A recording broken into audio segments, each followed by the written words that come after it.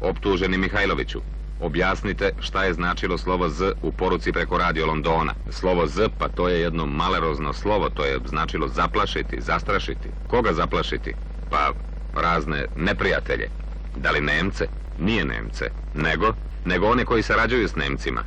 Nedićevce, pita tužilac. Pa i njih, kaže Mihajlović. Koga još? Pa i sve one koji nas ometaju u radu, seljaki. Zašto seljaki? Ako kriju izdajnike. Koga ste još plašili? Pristalice partizana. Da li je slovo Z bilo samo da se neko zaplaši ili je to značilo nešto drugo? Samo to. Dobro, onda ću vam ja reći.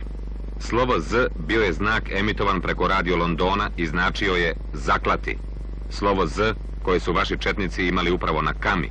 Slovo Z značilo je zaklati. Uostalom, vaši komandanti su vodili uredne spiskove ljudi koji su dolazili pod slovo Z. Čitajte sami. Likvidirati, internirati,